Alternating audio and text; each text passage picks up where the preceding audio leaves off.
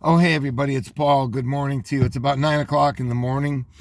I had a request, believe it or not, from a subscriber and God's elect, and he wants to know, essentially, I think he wants to pick my brain. So we're going to play the game here, okay? What I'm going to do is I'm going to just tell you how it was that I got involved in the world of German death cards. Now, German death cards did not just start in World War II. They were around in World War I. They were also around before war. In other words, people printed up a certain amount of these little thin paper newspaper clippings is essentially what it looks like, a little bit more formal. And they would give them out at the memorial services to the guests and maybe mail them or whatever. But you can clearly see what they were all about. And oftentimes they were not done in a military way. They were just done to let the people know that they were grieving over a loss of their son or daughter or a mother or father, whatever. Okay?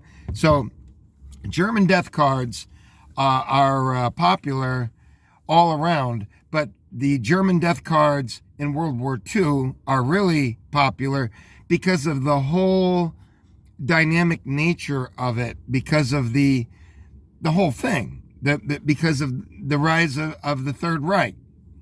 So what I'm going to do is I'm going to tell you how I began on this, and I saw it on eBay, and what got me first was the shock value. The shock value was enormous. I saw this incredibly handsome young lad who couldn't have been more than 16 years old at the time of taking his picture. And I believe he perished when he was 17, and I still have it. It's the first card I ever got.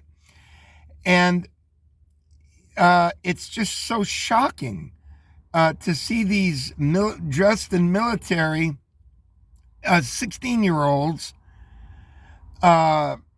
that it kind of caught me. And it wasn't cheap. I think he wanted about $15 for that card. And I think there was another one, and it cost me about $30 for two of them. And I forget what the other one was.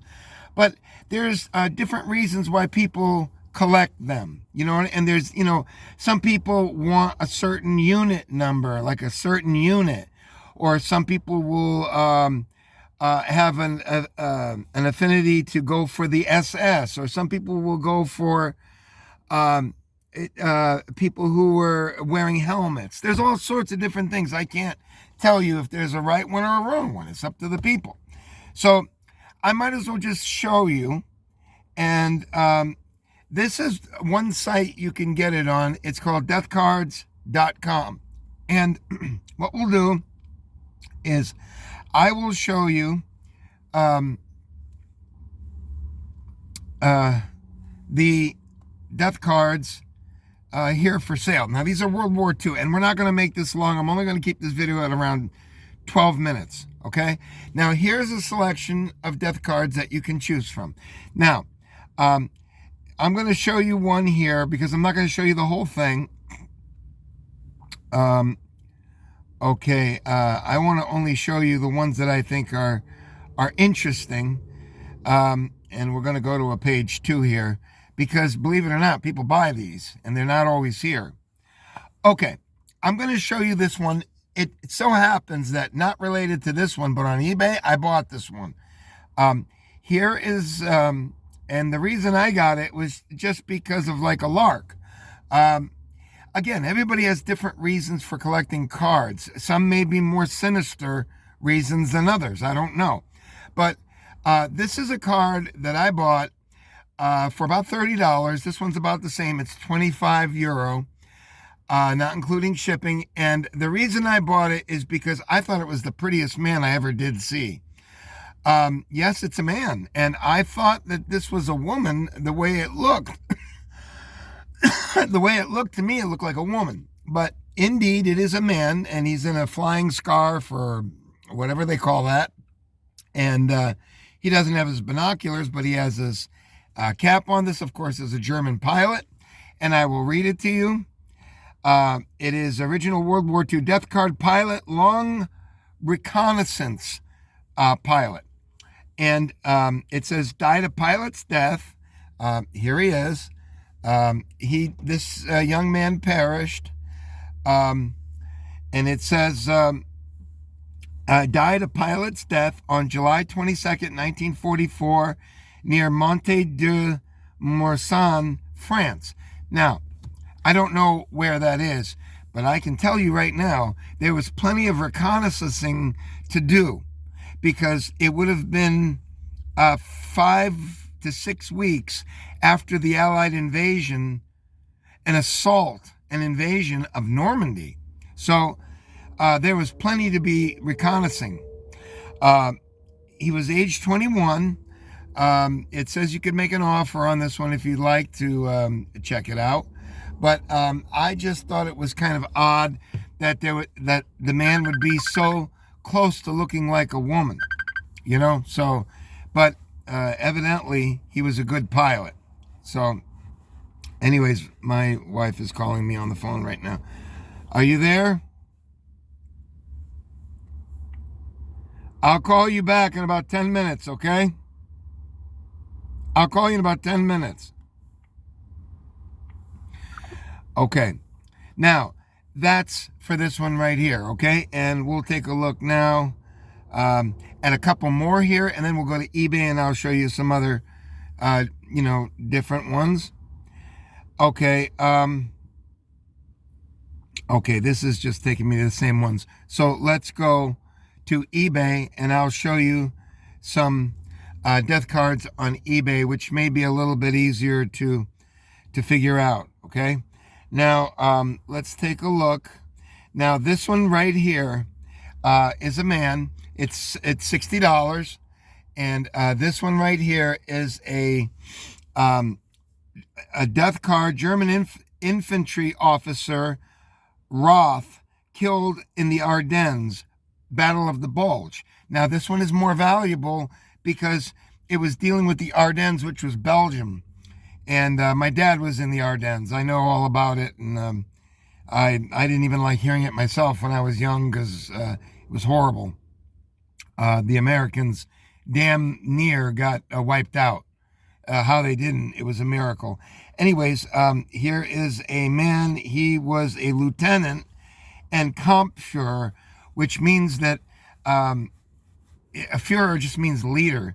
And he was a company leader. This was a big cheese here, okay?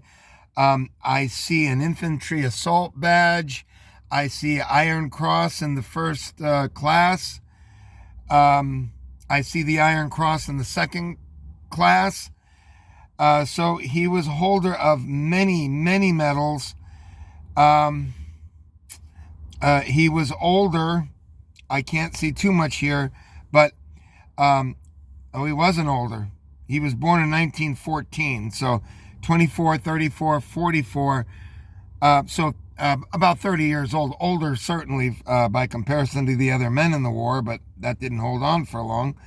On the back of these cards, they'll have some religious connotation. Here's Jesus carrying a cross, and some of these tend to be really nutty, as our Jewish friends would really understand.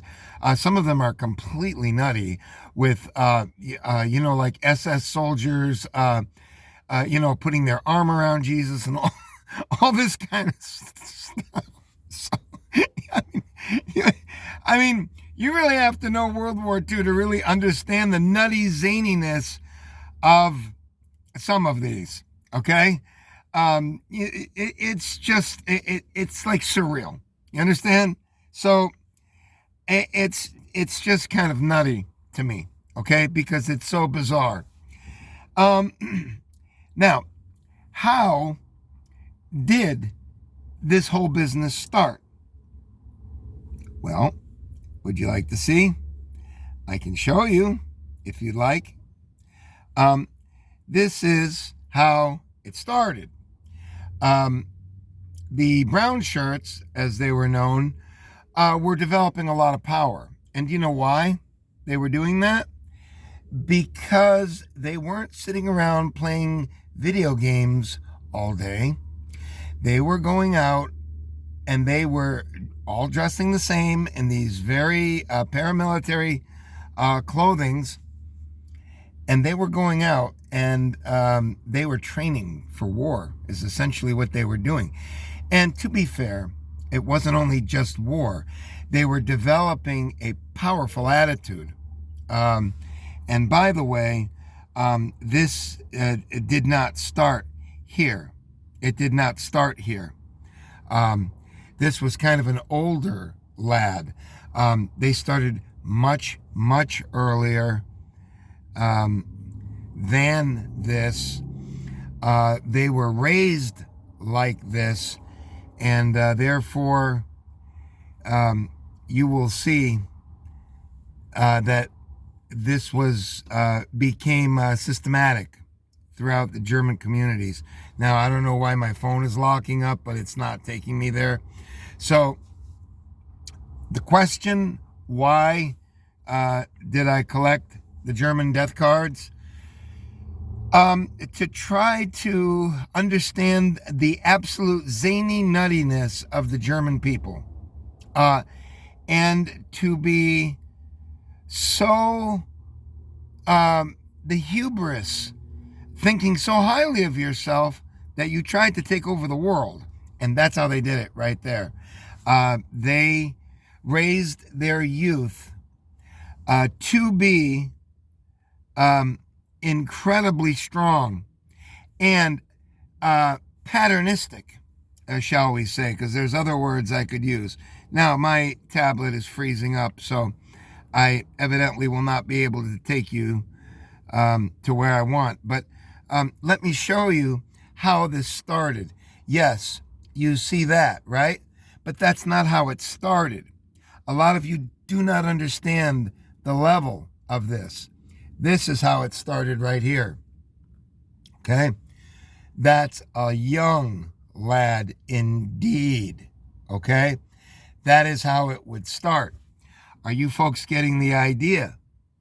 I mean, this is almost surreal. You understand?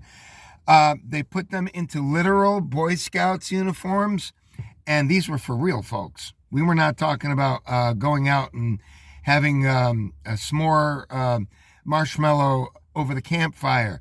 They were learning and preparing for a disciplined future, whether that be war or support of the war effort.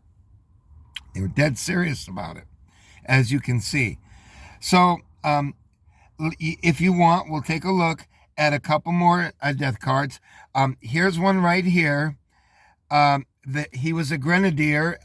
Some people like collecting the helmeted soldiers. Typically, that's very popular. They do like the helmeted soldiers, and this would have been. He's not a Waffen. He's not SS, but he was a Gefreiter and a grenadier working with the Panzer Division, obviously. I'll take a look and show you some of the more, what you would think is more distasteful ones. And we'll only take a look at one, and then we will be off to the races, okay? Because I have to do my thing. So let's take a look, and we'll look at a SS death card, okay? And there are plenty of people that buy these, okay? And you can take it for what it's worth, okay? And these were all SS, SS Waffen, SS, all different branches, because the SS had all different sorts of branches. Okay, there's not too many, actually. Okay, I don't see, this is not all SS, but looking at this one, for example, this looks like a very friendly young man, but he would probably kill you just as soon as he would look at you. It looks like he was SS. It says German Waffen SS Toten Kampf, which I believe were in control of the death camps, the ghettos, the death camps. That's what their job was, I believe. They may have also fought in other areas too. I'm sure they did.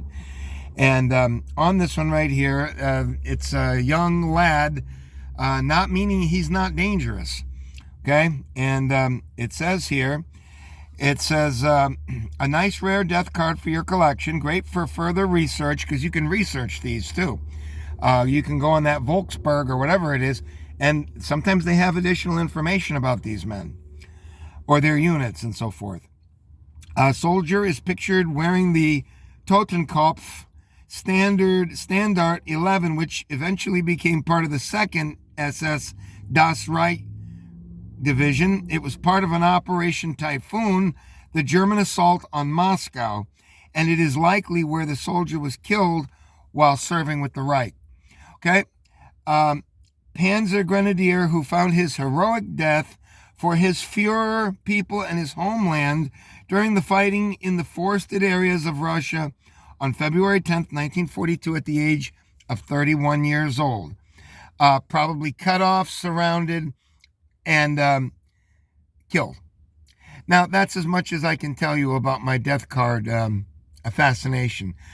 You learn gobs and gobs and gobs about life itself by learning World War II, and this is no exception, as well as the hubris of the Führer, Adolf Hitler, at the time, the German Führer, and the people, which is bearing a frightening resemblance to now.